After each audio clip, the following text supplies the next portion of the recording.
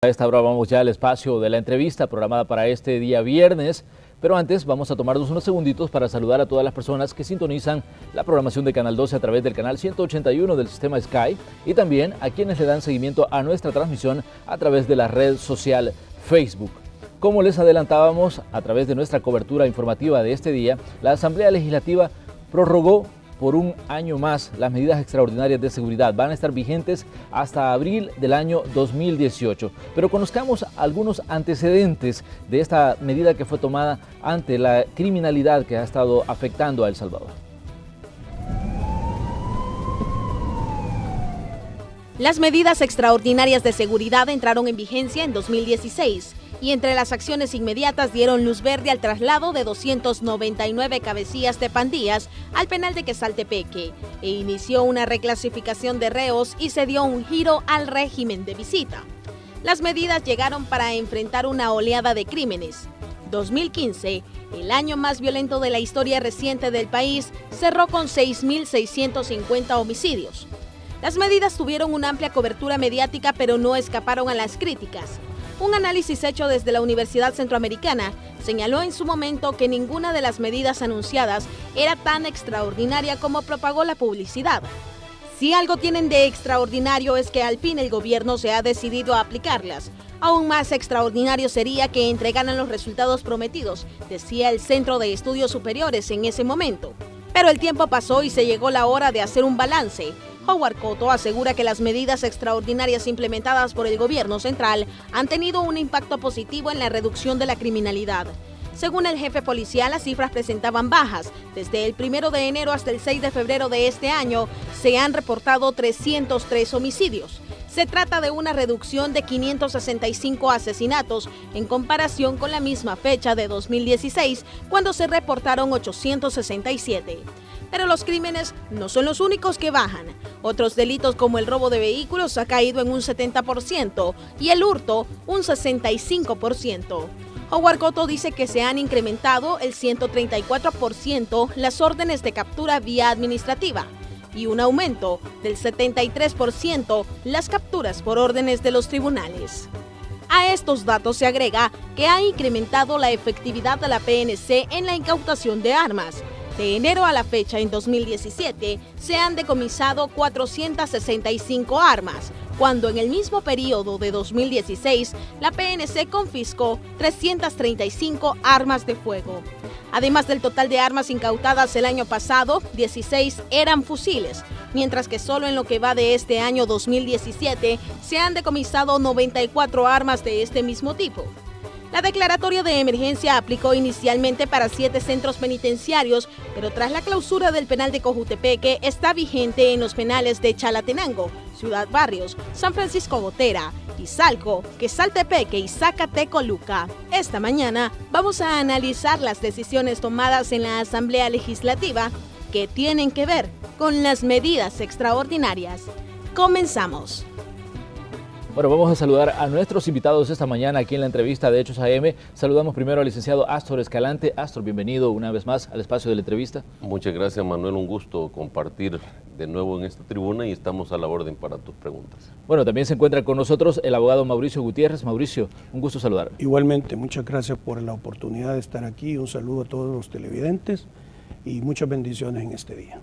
Astor, me gustaría conocer su primera impresión ante esta decisión tomada en la Asamblea Legislativa. 77 diputados decidieron prorrogar las medidas extraordinarias de seguridad hasta abril del año 2018. ¿Son las medidas extraordinarias la respuesta a los problemas de seguridad que ha tenido El Salvador y que han acaparado la atención durante los últimos años? Bueno, las medidas extraordinarias son una parte de la respuesta que el Estado como tal debe dar a la delincuencia. Fíjate que yo veo importante esta acción de la Asamblea Legislativa porque es una acción concertada, es una acción que, independiente de las valoraciones ideológicas, políticas que tengan algunos legisladores, acompañan esta decisión, votan por esta decisión. Son 77 diputados y diputadas que dieron el voto para estas medidas, y lo están dando porque realmente están funcionando, es decir, está reconocido por parte de los sectores productivos del país, unos lo expresan en círculos privados, otros se atreven a decirlo en forma pública, lo reconoce, por ejemplo, la Iglesia Católica del país, a través de su portavoz, Monseñor Escobar Alas, por ejemplo, y son medidas que han venido teniendo un impacto interesante, importante, y son medidas realmente drásticas, muchas de ellas, son medidas que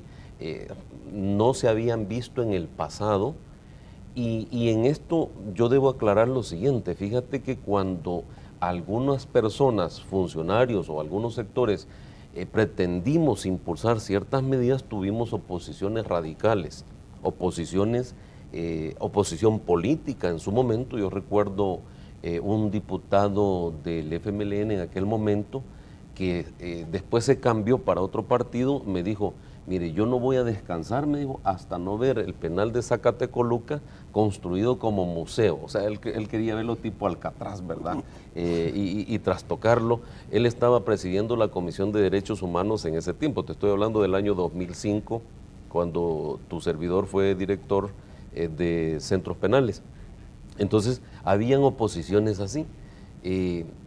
Ahora yo veo que hay diputados de Arena que se suman al voto de estas medidas. Está trabajando muy bien la Comisión de Seguridad y Narcoactividad y Combate a la Narcoactividad. Está trabajando bastante bien el Gabinete de Seguridad. Cuando digo que son medidas drásticas, porque por ejemplo vienen estas medidas extraordinarias y dicen vamos a controlar el sistema penitenciario del país, vamos a buscar que ya no salgan señales telefónicas, es decir, que los reos desde dentro de las cárceles no puedan hacer llamadas hacia el exterior. Y eso es radical y es drástico. Astor, pero si comparamos las medidas extraordinarias de seguridad con los planes que se pusieron antes para enfrentar el problema delincuencial, el plan mano dura, el plan mano super dura, bueno, y cuántas cosas nos podamos imaginar, ¿por qué esos no funcionaron y cuál es la diferencia con las medidas que se están tomando hoy? Bueno, hay que decirlo claramente, los planes mano dura y super mano dura tuvieron un acompañamiento también comunicacional y, digamos, se realizaron acciones estratégicas y se capturaron a una serie de criminales y que están condenados en las cárceles. En esos planes se capturaron y condenaron alrededor de 5.500 o 6.000 delincuentes. Pero, ¿qué es lo que no tuvo aquellos planes, mano dura y super mano dura? Un acompañamiento legislativo contundente. Se intentó, por ejemplo, si tú recuerdas, y la ciudadanía recuerda, aquellas leyes antimaras. Sí. De inmediato vinieron recursos o demandas de inconstitucionalidad y la Sala de lo Constitucional declaró inconstitucional esas leyes de tal suerte que la policía, la Fuerza Armada, pues se quedó con las manos amarradas. En aquel momento no existían las intervenciones telefónicas, o sea, las intervenciones en las telecomunicaciones. La interrupción de las telecomunicaciones en los centros penitenciarios. Exactamente, ni siquiera existía a través de reforma constitucional. Yo recuerdo que íbamos saliendo nosotros de gobierno, yo era viceministro de Seguridad, y llevamos a la Asamblea Legislativa el anteproyecto para reformar el artículo 24 de la Constitución de la República. Hubo una oposición. Cuando gana el FMLN se empieza a discutir nuevamente y se logra la reforma del artículo 24 que posibilitó la ley especial de intervención en las telecomunicaciones.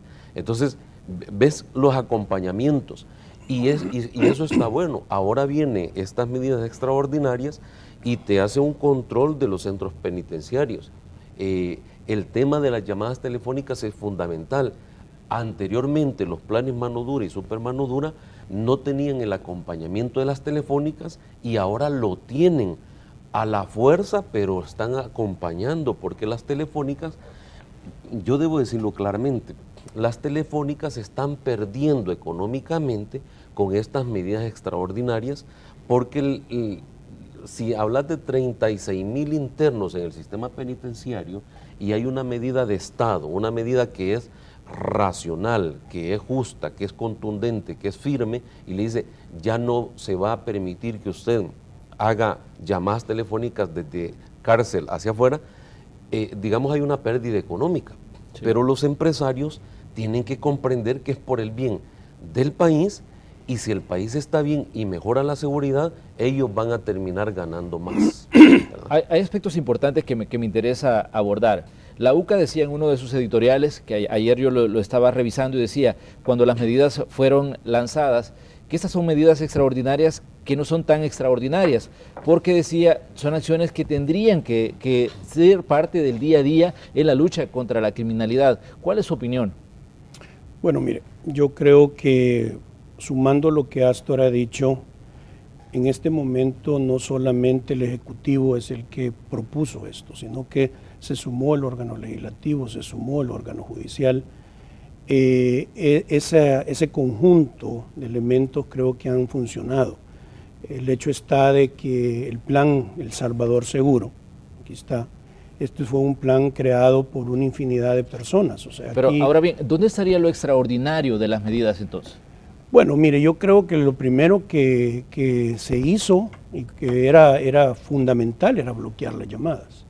Gracias a una sentencia de la Sala de lo Constitucional donde avaló la multa de los medios las multas de los medios de comunicación, ahí ayudó muchísimo. Aparte que junto con la Fiscalía se trabajaron en muchas reformas penales para poder llevarlas a cabo. O sea, no solamente el plan El Salvador Seguro sale, pero las medidas extraordinarias salen del plan El Salvador Seguro y en conjunto, como les repito, con la policía, la Fiscalía, se fueron haciendo las reformas de ley para que todo esto estuviera funcionando y tener los resultados que en este momento se tienen, que a grandes luces no hay. Yo creo que el que no quiera ver es porque es ciego, pero la verdad que han bajado. Solo tenemos el ejemplo, en Sonsonate tuvimos 52 días sin delitos, sin homicidios, entonces déjeme decirle, ha funcionado. Y es una alcaldía que la maneja Arena, igual que la de Colón, que la gobierna Arena, y los alcaldes se han visto sumamente contentos con estas medidas. Pero igual pasó con Cujutepec. Todo tendría que haberse centrado siempre en el control de las cárceles, en recuperar el control de las cárceles, porque si vemos las medidas extraordinarias, la mayor parte de la acción está sobre el sistema carcelario. Sí, la verdad que mire, se ha logrado controlar, si no, no estuviéramos como estamos en este momento. Todavía es fuertemente criticado de que hay algunos elementos que todavía salen alguna información, se encontraron que unos abogados o pseudo abogados estaban prestando a ese tipo de sacar comunicación afuera. Se ha seguido toda una investigación, o sea, lo bueno es que se ha enrumbado, se ha agarrado el camino, eso es lo que creo que positivo de esto. Astor, usted tiene experiencia manejando penales, porque estuvo en esa dirección. ¿Qué nos puede decir del problema carcelario? Estamos hablando de un sistema que ahora tiene casi 38.000 reos ya, y que, bueno, pues durante años el sistema carcelario ha sido considerado una bomba de tiempo. ¿Se ha desactivado esa bomba de tiempo o solamente, digamos, se ha medio apaciguado con las medidas extraordinarias? No, mira, la bomba de tiempo, por supuesto que ahí está. Es decir, no se puede negar que una cantidad de 36.000, 38.000 internos en el sistema penitenciario, que tiene una capacidad instalada para 10.000, 12.000 internos, está sobrepoblado eso, hay hacinamiento, no solo en el sistema como tal, sino también en las Bartolinas de la Policía Nacional Civil. Aquí, frente a ese problema, hay que hacer algo. Las medidas extraordinarias lo que apuntan o se dirigen es a combatir la delincuencia, es control penitenciario, seguridad penitenciaria, evitar que las comunicaciones desde dentro de centros penitenciarios hacia afuera produzcan hechos delictivos afuera, buscar, por ejemplo, en el sistema penitenciario que cuando hay amotinamientos, cuando hay problemas, las autoridades penitenciarias tengan de inmediato la sofocación, por así decirlo, el control de esos motines que se puedan dar, y está resultando importante en la reducción de los delitos. Ahora, para resolver el problema de hacinamiento tenemos que buscar otras salidas. Una de esas es, sin lugar a dudas, tener más espacio penitenciario, es decir, más cárceles en el país.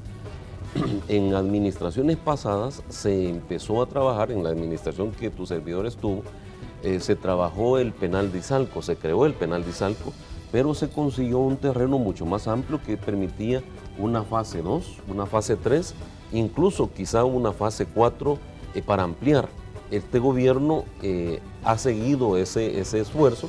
Está por entregarse. Está por entregarse ya un penal que va a albergar, si no mal recuerdo, los datos que están dando, alrededor de 10,000 internos, y eso le va a permitir golpear el tema del hacinamiento. Pero el Estado como tal debe de reflexionar y definir legalmente si la única solución para cualquier problema delictivo es la cárcel o no. Hay personas que, en mi opinión, pueden estar siendo juzgadas en libertad y si se comprometen y si se vinculan al proceso penal y si asisten y son responsables a las audiencias y todo eso, pueden perfectamente ser juzgadas en libertad. Entonces, tiene que repensar el fiscal, el policía, el juez. Fíjate que hay un tema, solo lo digo rapidito. Vemos casos que hay capturas y esa captura solo surte efecto 72 horas y el juez los pone en libertad. Yo me pregunto, ¿se gasta el fiscal, se gasta los policías, los investigadores y el juez también se gasta? Porque los pone en libertad y no los ha puesto en libertad porque el juez sea corrupto o haya hecho un negocio ahí, sino porque la ley te posibilita que los pongas en libertad. Entonces yo digo, ¿qué sentido tiene que la policía y la fiscalía hagan ese desgaste? Entonces hay que reflexionar al respecto porque si no se realizan medidas complementarias de reformas legales, de trabajo de identificación al interior del sistema penitenciario, de quién es quién y qué clase de internos pueden estar siendo incluso cumpliendo su pena afuera, entonces los demás problemas que se tienen no se van a lograr superar. Hay que enfocar integralmente las soluciones a la problemática. ¿Se puede hablar de reinserción en un sistema que tiene casi 40,000 reos? De eso vamos a conversar cuando regresemos aquí a la entrevista de Hechos AM correspondiente este día viernes. Ya volvemos. Un estudio de organismos internacionales señala que las cárceles centroamericanas se han convertido en bodegas humanas.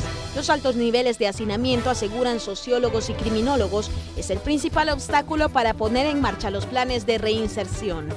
La mayoría de las cárceles fueron construidas en el siglo pasado. La superpoblación da lugar a crímenes, trifulcas e incluso permiten la proliferación de enfermedades. La lentitud con que operan los rebasados tribunales para depurar procesos y emitir sentencias también contribuye al hacinamiento. La situación del sistema penitenciario de la región es el reflejo de la falta de justicia y de garantías para el debido proceso y el cumplimiento de los derechos humanos para los privados de libertad, dice un estudio regional penitenciario. A esta declaración, que data de tiempos atrás, se suma la Procuradora de Derechos Humanos, Raquel Caballero, quien pide que se revisen las medidas extraordinarias para no caer en violaciones a los derechos fundamentales. El giro en el que han trabajado las autoridades de seguridad en el manejo del sistema de prisiones incluye el cierre de cárceles como la de Cojutepeque y se busca tomar la misma medida en otras consideradas poco seguras y que representan peligro para la población por su ubicación geográfica. Continuamos con la entrevista de hoy. Y en este espacio hoy estamos analizando la extensión de las medidas extraordinarias de seguridad que fue aprobada en la sesión plenaria que tuvo lugar en la Asamblea Legislativa. 77 legisladores votaron a favor de extender estas medidas hasta abril del año 2018. Abogado, me gustaría que nos explicara si se puede hablar de reinserción en un sistema como el salvadoreño, un sistema carcelario como el salvadoreño, que siempre ha sido considerado como una escuela del crimen. Decía que la gente que entra al sistema sale con muchas más mañas de las que lleva cuando entra. Sí, mire, yo creo que en realidad se debe de apostar a eso. No podemos satanizar totalmente todo. Creo que hay problemas que se pueden ir resolviendo en el camino.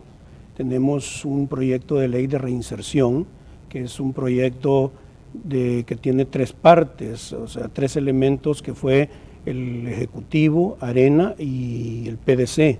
Por eso el doctor Parker está hablando mucho de un diálogo. Sin embargo, conversaba yo con él ayer y me decía... ¿Usted avalaría un diálogo de este tipo? Un diálogo con la ley de reinserción aprobada.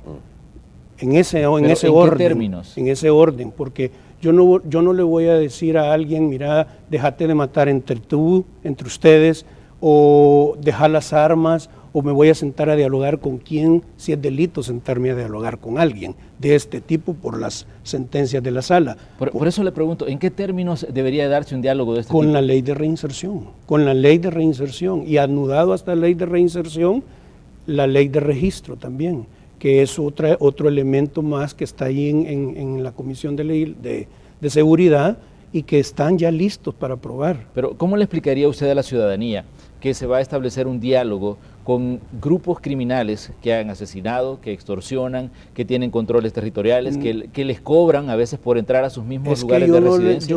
Es que mire, la palabra diálogo creo que se ha satanizado. Yo no me voy a sentar a dialogar, yo le voy a dar el marco legal a esa persona, porque si esa persona quiere salirse de las maras o no ha tenido tampoco un delito penal, tiene la oportunidad con esa ley. Es una ley muy interesante, se debería de leer, porque es una ley donde se le está dando la oportunidad a aquellas personas que quieran reinsertarse en la sociedad. Hay procesos, pero hay categorías. Le voy a hacer una pregunta más. ¿Ustedes tienen plena conciencia de lo que está pasando en las zonas rurales, de lo que está pasando en municipios como Soyapango, San Marcos, Cucatancingo, Apopa, con el problema de las pandillas? Sí, mire, es que definitivamente el Plan El Salvador Seguro y el Consejo Nacional de Seguridad se ha visto todos esos problemas y por eso es que se está caminando en este momento con esta cuestión.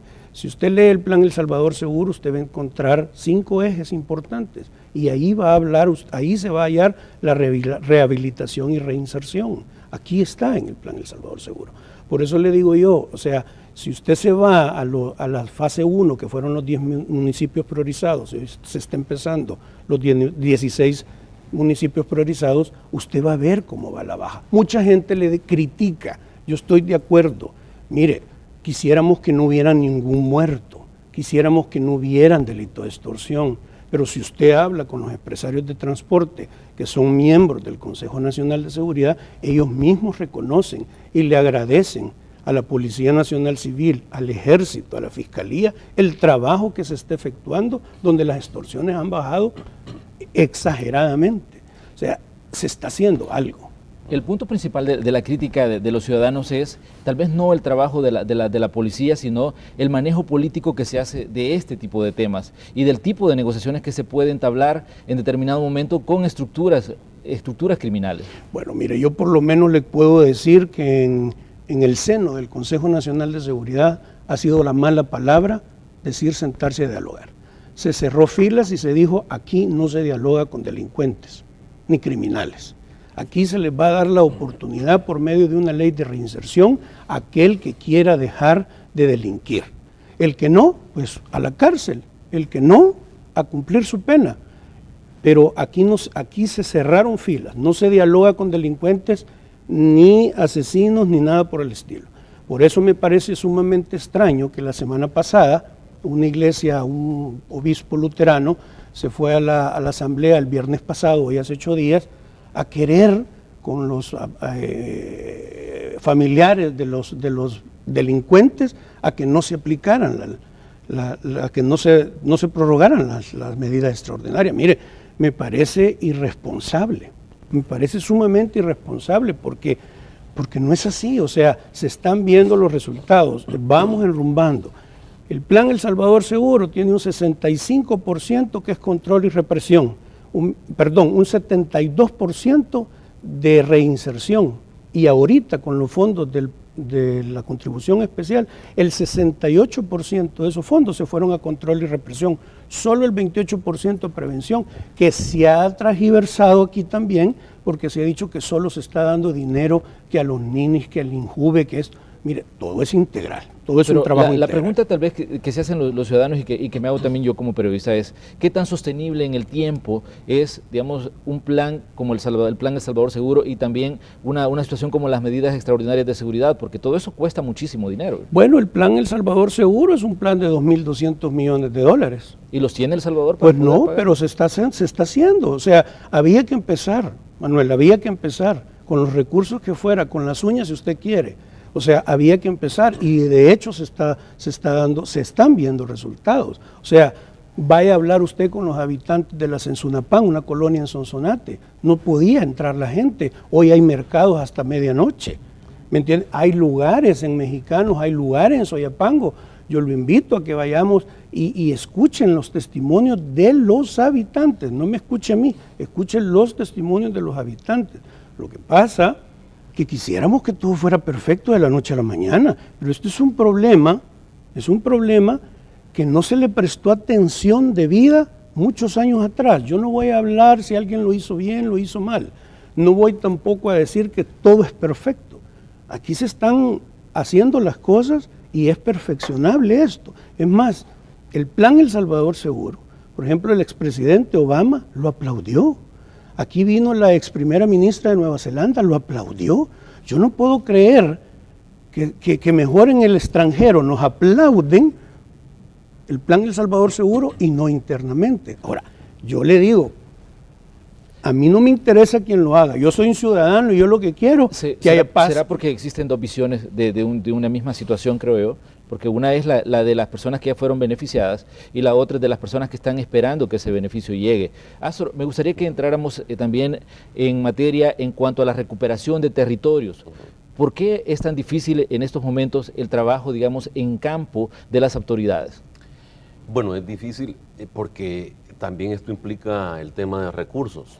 Y como se hablaba, si un plan de seguridad, el plan del Salvador Seguro implica la necesidad de 2.200 millones de dólares, pues eso te detecta también, Manuel, que la mies es mucha, como se dice, y los recursos son pocos, los obreros son pocos. En este caso, el problema delictivo que atraviesa el país viene de décadas, viene de, digamos, niveles históricos de administraciones gubernamentales, y digamos, la piedra a roer grande que ha estado en medio de todo esto ha sido también la polarización política. Ahora, con estas acciones que se están realizando, yo estoy satisfecho como ciudadano, porque imagínate que fuerzas políticas de izquierda, de derecha, de centro, se pongan de acuerdo y digan, damos votos por las medidas extraordinarias. Son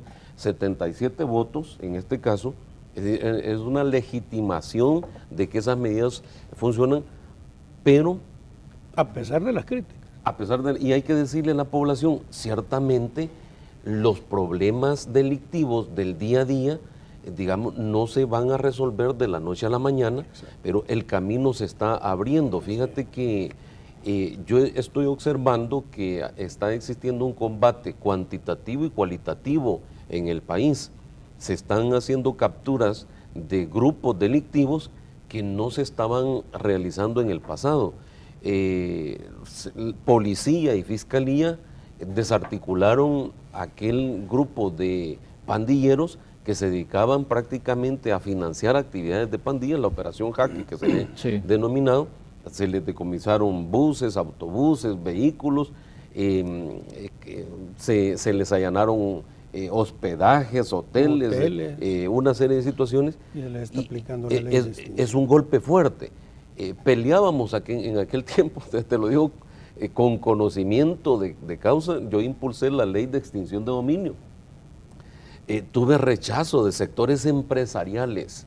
O sea, me llamaron por teléfono, me hablaban por teléfono algunos empresarios y algunos funcionarios de gobierno de aquel entonces, no voy a mencionar nombres, no se preocupen, y me decían, Astor, no impulses esa ley. Me decían claramente eso, me decían que le tenían temor a la ley de extinción de dominio. Ahora ya la tiene el país. Pero ¿por qué no mencionar los nombres si se tiene? ¿Verdad? No, porque lo importante es que ya la ley se aprobó y lo importante es que esa ley le está permitiendo a las autoridades policiales, fiscales, militares, de seguridad pública, quitarle los bienes a los delincuentes, que ese era mi tema. Hay que quitarle los bienes a los delincuentes porque con los bienes les golpean la operatividad, y ahora se distribuyen esos bienes en policía, en fiscalía, en Ministerio de Seguridad y en Ministerio de Defensa.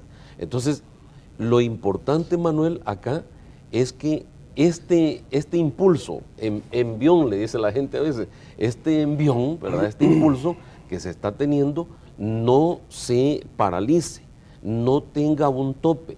El llamado a Arena, el llamado al PCN, al PDC, a Gana, al FMLN, continúen unidos en contra de la delincuencia, continúen combatiéndola como lo están haciendo en este momento, porque este no es un esfuerzo solo de fiscalía, no es un éxito de policía, no es un éxito de gabinete de gobierno, este éxito es del país. Exacto. Así como nos unimos en un momento, y te lo puedo decir también con conocimiento y experiencia personal, en el combate a los secuestros. O sea, yo combatí los secuestros. En aquel momento trabajé en la Asociación Nacional de la Empresa Privada y combatimos con unos abogados el delito del secuestro. Hay una pregunta que salta y es que 2017 es un año preelectoral. Se está allanando el camino para el 4 de marzo de 2018.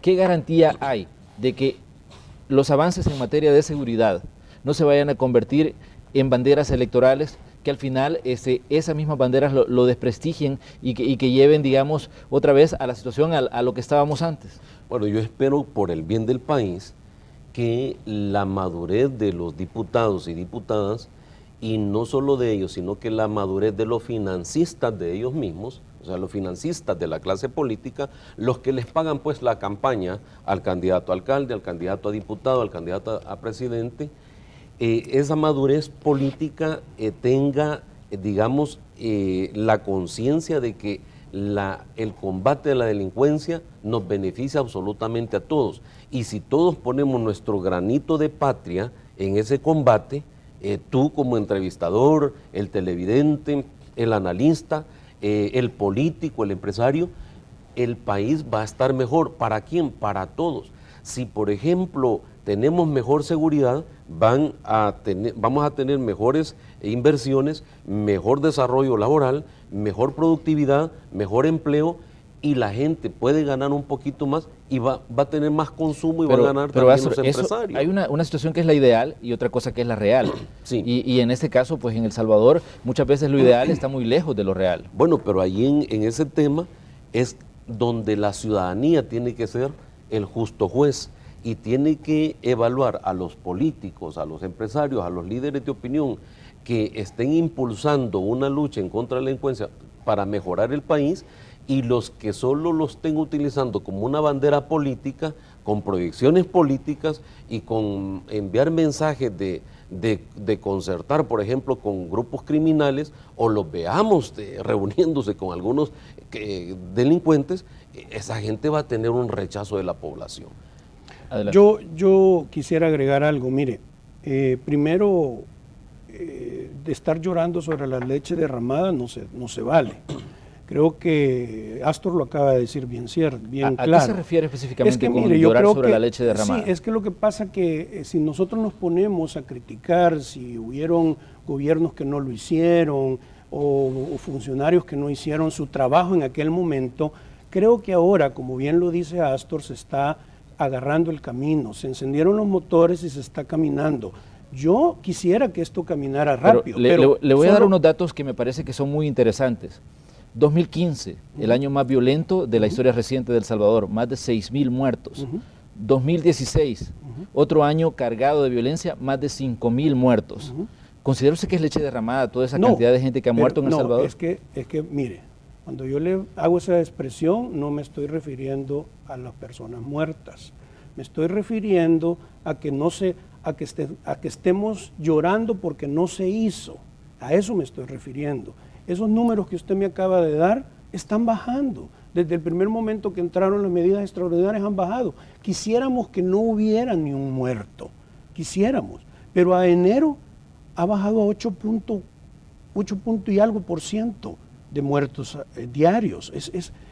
Siguen siendo muertos, siguen siendo ciudadanos que están sufriendo esto, pero mire, yo lo que sí quisiera, y quiero aprovechar esta coyuntura que ustedes nos han dado, yo he sido fuertemente crítico en el seno del Consejo que no se ha comunicado muy bien todo esto. Aquí es bien fácil, y no voy a hablar, su medio no, pero hay algunos medios de comunicación que venden el homicidio, venden el asesinato, pero no venden las las cosas que se están haciendo buenas. Eso sí no lo venden. Pero esas son cosas que se tienen que ir corrigiendo. Alguien decía, permítame, alguien decía, hablemos bien del Salvador. Como bien Astor lo decía, unámonos. Mire, a mí me parece fantástico el manejo del coronel Armendáriz en la Comisión de Seguridad como presidente. Ha entrado en una homologación con todos los partidos políticos extraordinaria. Hay críticas, sí, ayer en el Pleno hubieron críticas del general Vargas, Rodrigo Ávila, hicieron críticas fuertes, son válidas, se construye, pero al final votaron. Igual usted tiene a un presidente de la Asamblea Legislativa comprometido al 100%, hasta él firmó de primero las prórrogas. Es increíble ver que un presidente de la Asamblea Legislativa, el licenciado Gallegos, comprometido. Es increíble ver comprometido a un presidente de la Corte Suprema de Justicia en esto. Es fantástico ver a un vicepresidente de la República que ha retomado el gabinete de seguridad. Yo le pregunto, ¿considera usted que cuando los medios hablan sobre personas que mueren a diario, no están reflejando una realidad? ¿Cómo no? Si yo no le estoy diciendo que digan mentiras, yo no lo estoy diciendo, pero que también digan lo bueno que se está haciendo. Es que no todo es malo. No todo es malo. Tenemos un problema carcelario, usted lo acaba de decir, y acaban de pasar ahí el spot. Sí, pero con una sentencia de la sala que me diga a mí que es inconstitucional, no se van a hacer de la noche a la mañana los centros penales. Eso requiere dinero. Para sacar de la Policía Nacional de las Bartolinas, se necesitan hacer todas sus delegaciones. Ya se acaba de inaugurar hace poco una, está pendiente los $100 millones para hacer ocho delegaciones más. Entonces, esto, mire, es voluntad política que se ve. Pero claro, existe esa voluntad, pues yo veo que sí, porque están caminando. El ejemplo lo tuvimos ayer, 77 diputados votando a favor de la prórroga. ¿Considera usted que no hubo ningún cálculo electoral en estas decisiones que se tomaron pues mire, ayer en la Asamblea? Fíjese que yo le hago un llamado, como lo dijo Astor, y yo no creo, ¿sabe por qué? El Consejo Nacional de Seguridad, ahí estamos todos. Ahí llega ANEP, ahí llega doña Elena de Alfaro, ahí llega todo el mundo y estamos vigilantes a esto. Estamos vigilantes que esto no sea politizado. Y le quiero decir algo, es un consejo que después de 2 años sigue activo, sigue progresando. Tenemos personas críticas como don Rafael Castellanos en sus editoriales, pero que cuando debe reconocer que hubo una explicación de gastos de los $50.2 millones, con todo el último detalle del dinero de la contribución especial, es de aplaudirlo. O sea, nadie se está quitando 5 centavos. ¿Qué hace falta por hacer? Totalmente, pero mire, yo le digo, ayer por ejemplo, escuchar a un FMLN reconociendo la labor de la Fuerza Armada, mire, hemos crecido, hemos madurado políticamente. Es más, fíjese que hubo una intervención de un diputado de Arena que dijo que a él le daba asco ver a los representantes de la Fuerza Armada ahí en el Pleno ayer. Imagínese usted a lo que hemos llegado. Pero yo no creo, ¿No considera usted que no es adecuado que los encargados de velar por la seguridad pública se mezclen con los que hacen política en la Asamblea Legislativa? Pues mire, yo le voy a dar muy opinión personal. Yo no le veo ese morbo. Pero yo no se lo veo. Sinceramente, ver sentado a un vicepresidente de la República, a un ministro de Defensa, el vicepresidente por su cargo en el Ejecutivo, a un ministro de Defensa, a un ministro de Seguridad Pública, a un director de la Policía Nacional Civil, que más allá de que estar criticando, hombre, hay que aplaudirles, y no solamente a ellos, también las vidas de los policías que han caído, miembros de la Fuerza Armada que han caído en esto. Pero hay una diferencia entre el papel que juega un vicepresidente de la República, que obviamente se mueve en un mundo de política, y el trabajo que hace un director de la Policía Nacional Civil, que es el encargado de aplicar la ley. Creo que hay una diferencia ahí entre los roles que deben de jugar en una sociedad como El Salvador. La Asamblea Legislativa es la casa del pueblo. Es la casa del pueblo. La Asamblea Legislativa no le puede cerrar las puertas a nadie, solo porque alguien diga que no compete. No, o sea, no llegan a intervenir, llegan simple sencillamente a ser observadores. Los diputados en ningún momento se sienten presionados. El hecho está que ayer se pasó casi 2 horas discutiendo si eran buenas o no eran buenas las medidas extraordinarias. Se criticó enormemente porque hubieron críticas que dijeron, nos pasan informes que solo dicen porcentajes, pero entonces ¿en qué quedamos? Quieren informes, pero los informes llevan porcentajes. Entonces ¿en qué quedamos? Pero al final lo importante de todo esto, como dijo el presidente de la Asamblea Legislativa ayer, aquí se resume en algo sencillo. ¿Están en contra o están a favor de la delincuencia? ¿Y qué fue el resultado? 77 votos, man. Astor, ¿considera usted adecuado esta situación de que se mezcle los aplicadores de la ley con los políticos? Sí, mira, la realidad, Manuel, yo lo veo... Bueno, usted ha estado también en los cargos públicos.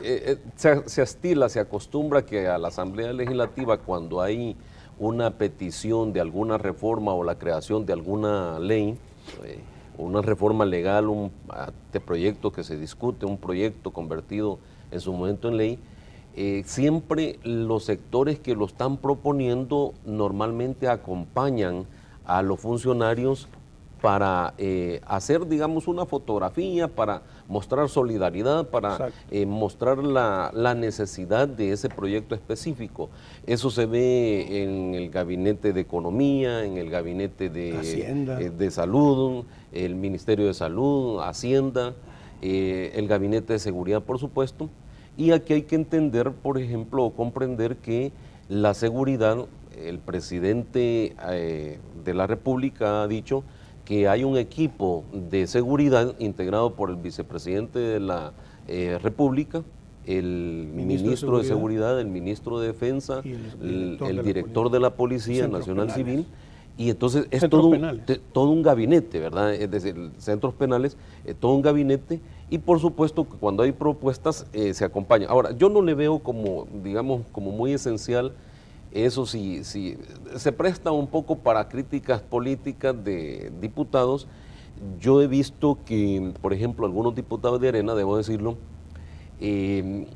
han dicho privadamente, por lo menos con lo que yo he platicado, me han dicho, mira, si las medidas están buenas, si las medidas nosotros quisimos impulsarlas, pero te recordás, me dicen a mí, cómo el FMLN se oponía a medidas como esta. Sí, tenés razón, Leo, pero estamos en otro momento y hay que aprovechar que hay fuerzas políticas que se han decidido a impulsar esto, hagámoslo en este momento e impulsemos eso. Y entonces me dice, te lo voy a decir como me lo han planteado. A mí me eligieron fiscal general de la República.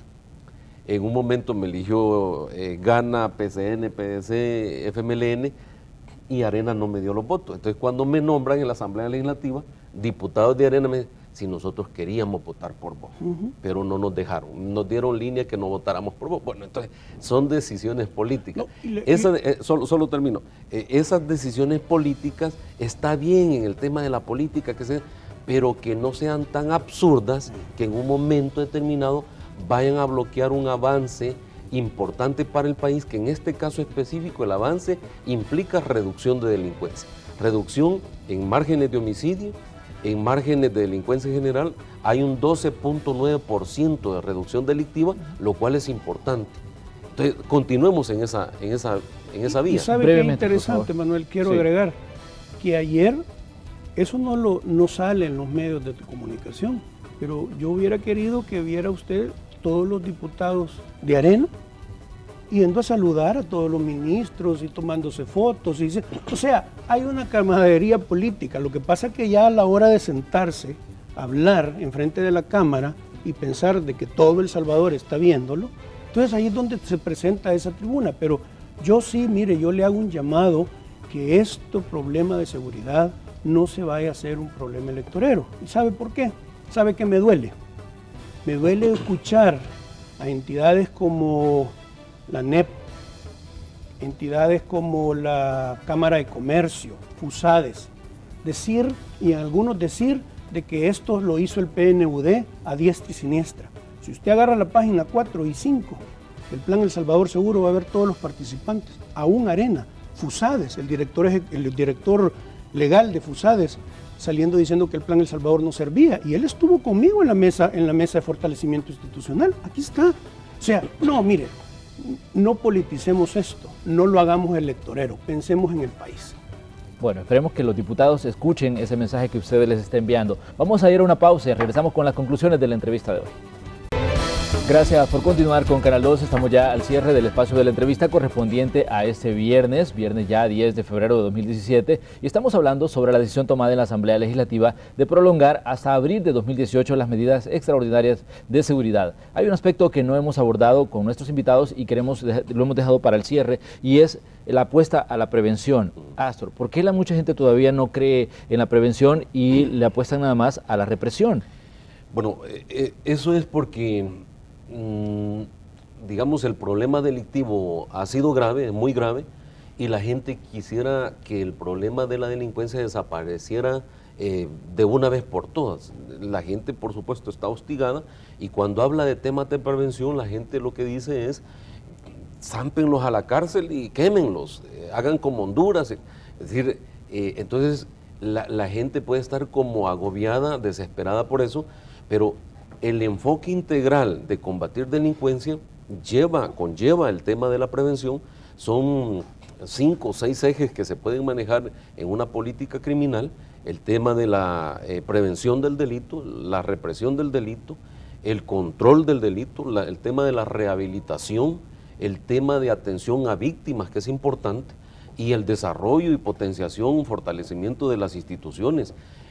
Si no lo haces integralmente, no resolves. Mira, tenemos que reconocer que hay colonias pobres en donde la mamá y el papá no existen. La mamá se va a la maquila desde las 5:30, 6 de la mañana y llega a la casa a las 8, 10 de la noche en ocasiones. Esas criaturas están solas. El papá igual anda trabajando, y en algunos hogares que ni siquiera ni papá ni mamá hay. Entonces, a esos niños hay que llevarles prevención. ¿Cómo le vas a llevar prevención? Deporte, desarrollo de cursos, talleres, oportunidades laborales. Eso no solo es obligación del Estado, es obligación de todo el país. Es como el problema de los inmigrantes salvadoreños. Tenemos preocupación que van a venir inmigrantes con la administración Donald Trump. Habría que ver si vienen más de los que vinieron ya con la administración Obama, pero ¿de quién es la responsabilidad? También de los empresarios. Los empresarios se lucran de las remesas de nuestros hermanos salvadoreños. Por corresponsabilidad y por responsabilidad social empresarial, también los empresarios, creo yo, que tienen que hacer programas de prevención para los hijos de los inmigrantes que están en la colonia. Cuando un constructor, por ejemplo, un empresario constructor, se le ocurre hacer una colonia y se le ocurre solo hacer cajitas de fósforo y no dejarle un área verde para que siquiera se tiren en la grama una criatura de esas, ese empresario está contribuyendo con la producción criminal en el país. Hay que decirlo claramente. Entonces, hay que contribuir absolutamente todos y ver lo que a cada uno nos corresponde para que tengamos un país más seguro y que mejore la economía y mejore la condición de los salvadoreños, y mejoramos absolutamente todo. Su opinión, abogado. Mire, yo le voy a decir, se han recuperado espacios. Aquí no solamente se trata de que se recupere el territorio, se está recuperando en cambiarle la vida a la gente en su territorio, en su casa. Por ejemplo, Mexicanos está por inaugurarse una cancha, un centro deportivo multifuncional. Era una polvazón tremenda y todos los vecinos están contentos. Tiene 37 luminarias, cancha de primer mundo con grama artificial, con pista de todo. La gente está tan feliz que ha solicitado que se les regale pintura, quieren pintar sus edificios. Se les ha subido la plusvalía, se le van a arreglar los parqueos. Mire, se han recuperado mejoramientos de espacio, hay un borrado de grafitis que lo hacen los presos del programa Yo Cambio. Sí. Tenemos un INJUVE con el programa Jóvenes con Todo, se han ayudado a 3.119 jóvenes en los 10 municipios priorizados. Se han logrado pasantías en 64 instituciones públicas y privadas. O sea, se le está dando atención al joven, como bien lo dice Astor. No solamente es estar pensando en la represión, todo es un trabajo en conjunto. Aquí está el IFISDL, aquí está el INJUVE, aquí mire, usted puede hablar con la alcaldesa de Cojutepeque. Pero la pregunta es ¿en cuánto tiempo se puede masificar esto y llevarlo a todos los rincones de El Salvador? Bueno, mire, esto se ha hecho en el primer año. Todo esto se ha hecho en el primer año, por eso era necesario continuar con las medidas extraordinarias y seguir con el plan El Salvador Seguro. A mí me llama mucho la atención cuando Astor hace una mención de los programas o de los ejes de seguridad, y los han mencionado casi al centavo textualmente de los 5 ejes del plan El Salvador Seguro. Todo eso que tú mencionaste tiene el plan El Salvador Seguro. O sea, es un trabajo en conjunto, se va caminando. Mire, ¿sabe, Manuel? Lo importante es que se está haciendo, se está empezando, y creo, definitivamente, se valen las críticas. Yo soy fuerte crítico adentro del seno del Consejo, pero también cuando las cosas están buenas hay que aplaudirlas. Y yo creo que se está caminando y se está haciendo bien, porque ayer hubo un ejemplo, 77 diputados que dijeron sí. Entonces eso es importante. Entonces, mire, hay que unirnos como país. No podemos estar polarizados, no nos está llevando a ningún lado. Cuando la UCA saca sus encuestas y los 2 partidos grandes salen abajo, ahí puede usted notar que las personas no creen en los políticos.